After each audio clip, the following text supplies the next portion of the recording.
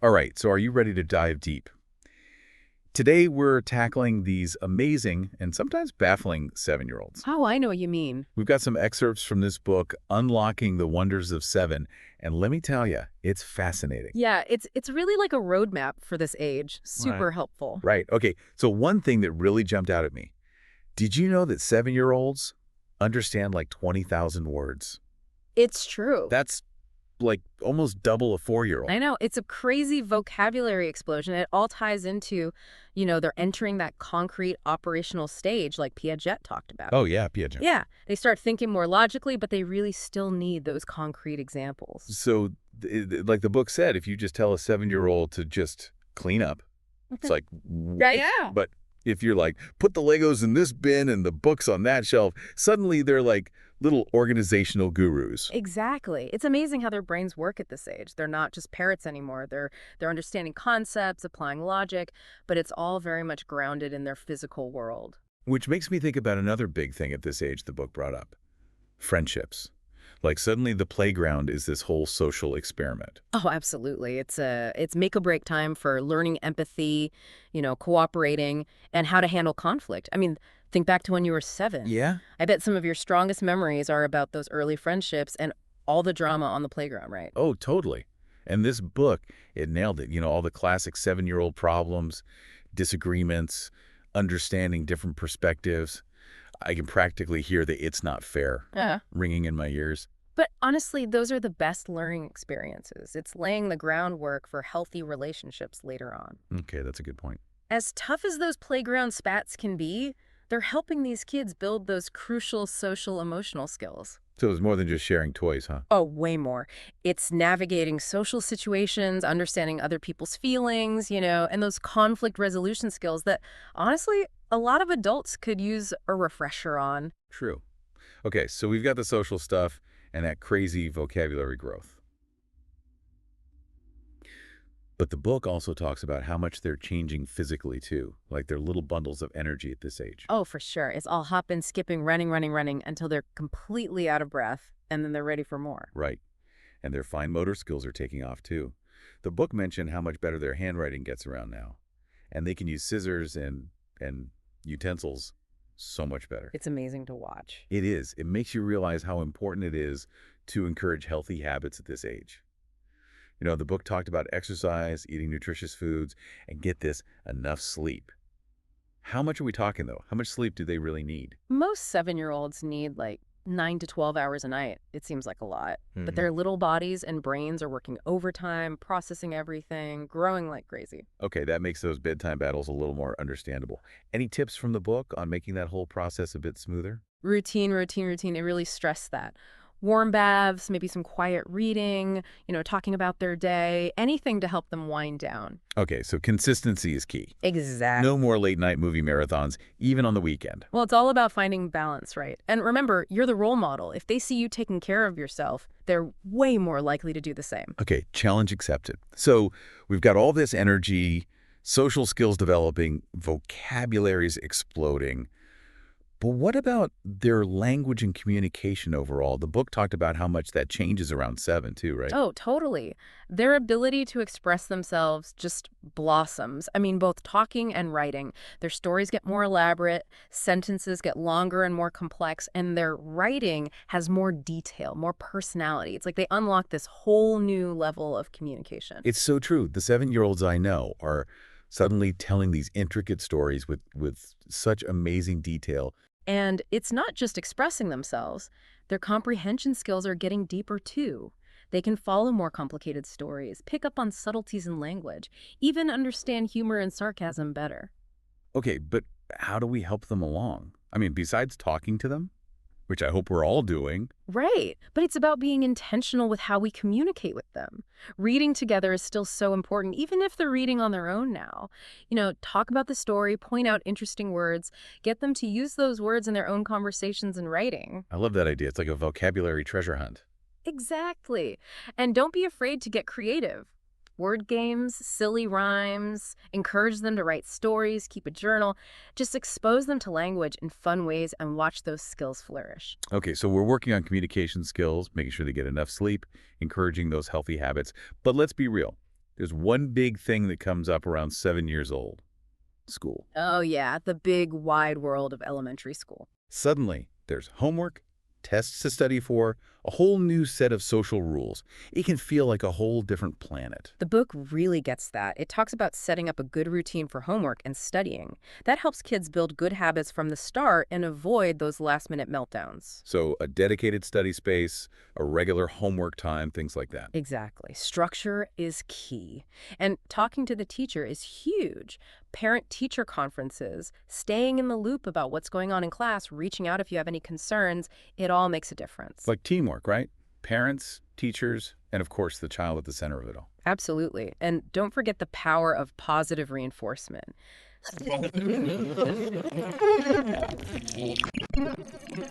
Learning opportunities. It builds so much confidence and motivation. It's about the effort, the journey, not just the end result. Exactly. Fostering that growth mindset, which is so important for facing all the challenges they'll encounter, not just in school, but in life. This book is packed with so much great stuff. We've barely scratched the surface, and I'm already learning tons. It's amazing, isn't it? So much to unpack about these incredible 7-year-olds. There is. Thinking about all these changes 7-year-olds are going through, there's one thing that really stood out in the book for me. What's that? It's their self-confidence, their self-esteem, that whole development. Oh, yeah. That's huge at this age. Yeah. They're so much more aware of themselves compared to others, Yeah. Like who's faster, who's a better artist, even whose shoes are cooler. Right. It's no wonder they start to get a little unsure of themselves sometimes. Totally. It's all part of growing up, though, figuring out where they fit in and, well, comparisons just happen. That's true. But as parents, as caregivers, we can really help them build that inner strength, that belief in themselves. Okay, but how? How do you do that without just, like, showering them with empty praise? It's not like we can just say, be confident, and it magically works.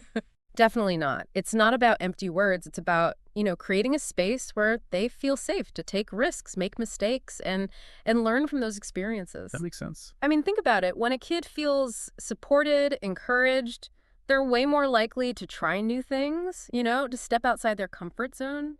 So it's more about praising the effort, the progress, Yeah. not just the outcome. Yes, exactly. Like instead of, wow, you got an A, it's more like, I'm so proud of how hard you worked for that, even when it was tough. I like that. And remember, confidence comes from feeling capable. So giving them age-appropriate responsibilities like chores, packing their lunch, choosing what to wear, it all helps them feel competent and independent. It's like we're saying, we trust you, you can do this. Exactly. And it doesn't have to be a big deal, It's the little things that add up. This makes me think we need to be modeling that self-acceptance too, right? Absolutely. Like if we're always putting ourselves down, they're going to pick up on that. Kids are like sponges. They absorb everything, especially from the adults they look up to. Yeah. If we can show them self-love, even when we mess up, it helps them build a healthy body image and a positive sense of self. It's like we're saying it's okay to be perfectly imperfect, which honestly we could all use a little more of these days. I agree. And it's not just what we say, it's what we do, how we talk about our bodies, how we handle mistakes, how we treat ourselves, when we're feeling down. Mhm. It all sends a message. That's a good point. Yeah. Okay, so we're nurturing their self-confidence, being good role models, hitting those developmental milestones we talked about earlier. Is there anything else we should be keeping in mind at this stage? Well, the book did mention one more piece of the puzzle, and I think it's worth talking about. It's about preparing them for the future. Preparing for the future, like are we talking college applications already? Isn't that a little much for 7-year-olds? No, not like that. It's more about giving them the skills, the habits that will set them up for success, in school and just in life. Got it. So what kind of skills are we talking about? The book really stresses fostering their curiosity, that natural love of learning they have. It's about keeping them engaged, excited to try new things, and building that resilience when things get tough. So encouraging them to explore, try new hobbies, learn about different cultures, that kind of thing. Yes. Nurture that sense of wonder and adventure. Yeah. And don't forget, we are the role models. Active listening, empathy, problem solving, perseverance, those are skills they'll need their whole lives. It's like we're their guides, on this amazing journey of growing up, showing them how to navigate the world with confidence and compassion. I love that. And remember, parenting is a marathon, not a sprint. There will be good days and bad days, But the most important thing is to be there for them every step of the way. Unconditional love, support, encouragement. And a healthy dose of patience. Oh, for sure. Patience, understanding, and, don't forget that sense of humor. Those are essential tools for any parent. Thinking about this, about preparing for the future, it's not just about academics or careers, is it? It's about raising kind, caring people who are ready to make the world a better place. That's exactly it. And the book reminds us, even with all the craziness, all the challenges, we need to cherish these moments, appreciate the magic of childhood, celebrate each child's unique journey. It's about the journey, not just the destination, right? Exactly. And trust that, with our love and support, our kids will blossom into the amazing people they were meant to be. I love that. I'm feeling so inspired after this conversation. This deep dive into unlocking the wonders of seven has been incredible. Me too. So insightful. There's so much more to learn about these amazing 7-year-olds. There is. Okay, so we're back and ready for the final part of our deep dive into unlocking the wonders of seven. We've covered a lot, but there's one more thing I really want to get into. It's problem solving. It seems like with 7-year-olds, there's always some mini crisis going on, like how to build the ultimate block tower or how to share with a friend without, World War III breaking out. Oh, totally. This age is all about developing those problem-solving skills, those critical thinking skills. They're starting to move away from needing us to solve everything for them and actually figure things out on their own. It's so tempting to jump in and fix it all for them, right? Right. But the book makes a good point. We need to let them struggle a bit. I know. It's like those problem-solving muscles need to work out too. Exactly. It's not about letting them drown in frustration, but giving them the space and the support to figure it out independently. Think about when they were toddlers learning to walk. Yeah. We didn't just carry them everywhere, did we? We let them stumble, fall, and get back up. That's how they learned. Problem solving is the same. Okay, so how do we find that balance? Encourage problem solving, but not, do it for them. Well, the book had some great advice. One thing, ask those open-ended questions, the kind that get them thinking critically, considering different solutions. Oh. So instead of, did you clean your room? Try, what's the best way to organize your toys so you can find them easily? I see what you mean. It's guiding them without giving them the answer. Like we're thought partners, not problem solvers. Yes. And another thing, model problem solving for them. Talk through how you're figuring something out. Let them see you approach a problem, break it down, think about different options before deciding.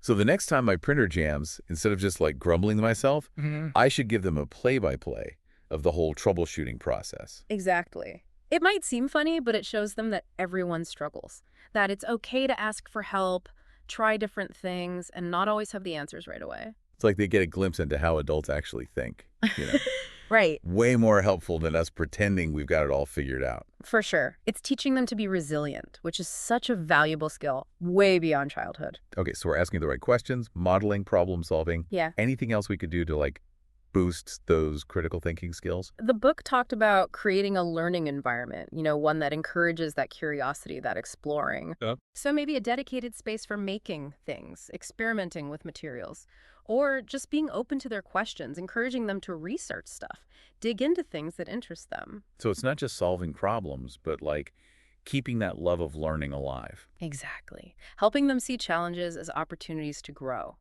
and to approach the world with that curious, questioning mind. You know what? This whole conversation has made me realize something. We talk about specific skills, but it seems like the biggest thing we can do is, lead by example. Oh, I completely agree. Kids are always watching, always learning from us. If we want them to have good habits, we need to have them too. If we want them to be kind, we need to be kind. If we want them to be resilient problem solvers, we've got to show them how it's done. It's about walking the walk, not just talking the talk. Yes. And it doesn't mean being perfect. It's being real. Owning up to our mistakes, showing them it's okay to be human, to struggle, to keep learning. It's like that saying, children learn what they live.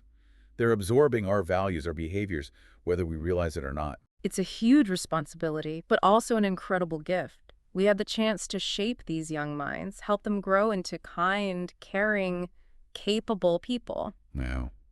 Well, I think we've come full circle in our deep dive into unlocking the wonders of seven. We have. We've explored so much, from their physical changes and how they think to all the social and emotional stuff that comes with this age. It's been quite a journey. It has. And I hope our listeners are feeling inspired, ready to tackle this stage of parenting with confidence and joy. I'm sure they are. And don't forget, folks, you can find a link to buy Unlocking the Wonders of Seven in the episode description. It's full of amazing insights and practical tips. I highly recommend it. I do too. Well, that's it for this deep dive. Thanks for joining us. Keep those conversations going, keep exploring, and keep those hearts full of love. We'll see you next time on The Deep Dive.